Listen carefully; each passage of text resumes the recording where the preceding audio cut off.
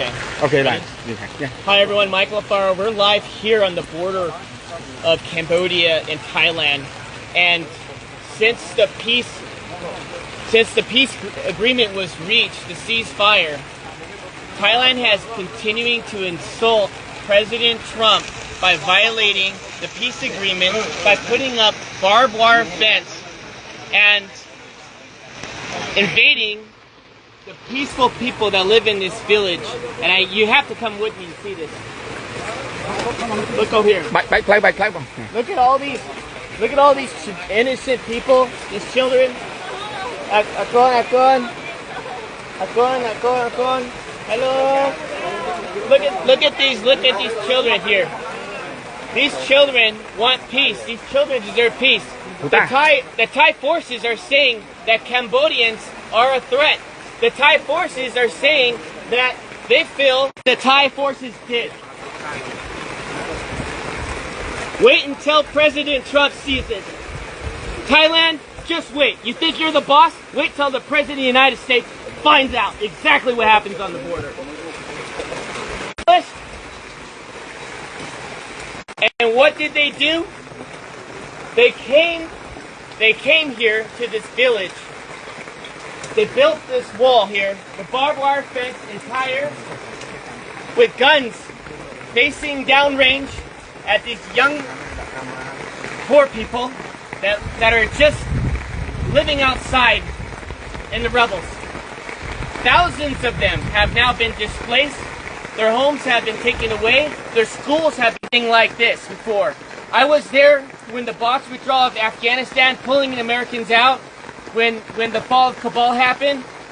I saw threats. What you see here in Cambodia is not a threat. You see love, you see compassion, you see people, you see a community, you see a country that chooses peace before war.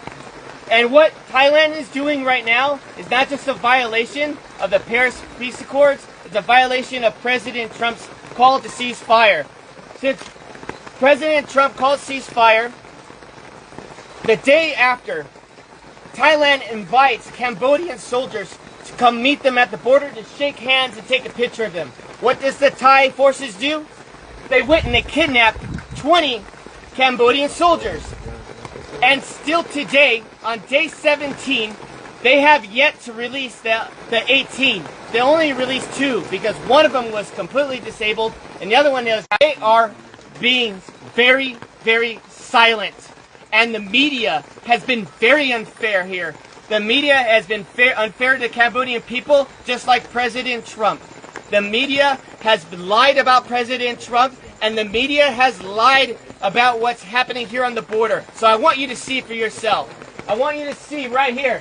Do you think this barbed wire fence is safe for children at night to go play, to sleep, to go to school?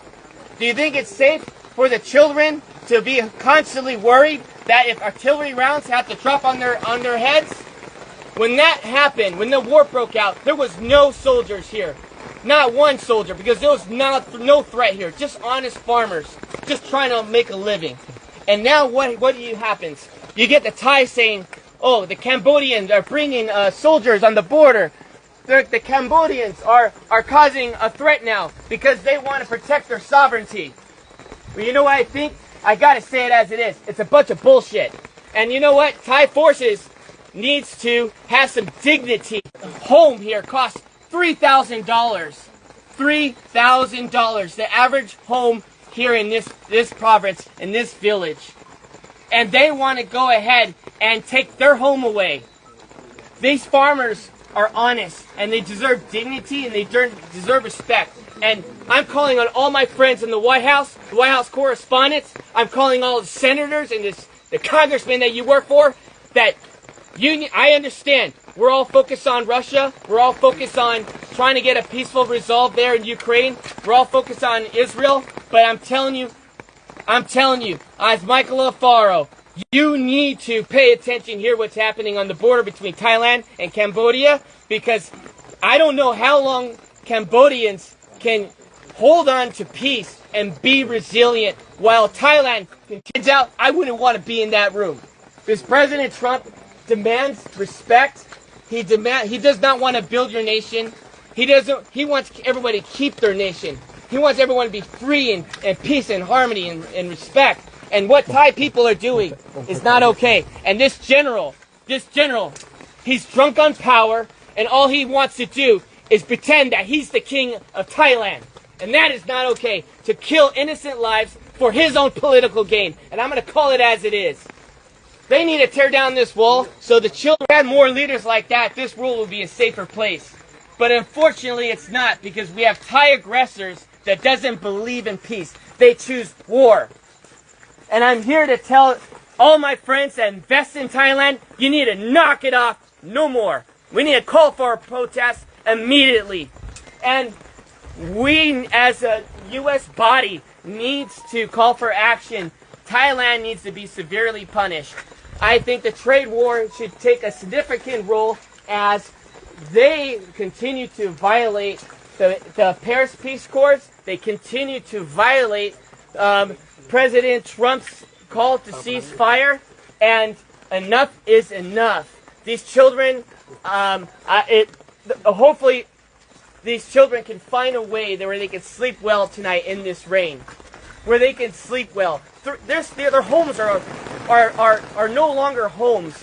They have tents. We have to do something. The world has to get serious, and the world has to stop being politically correct.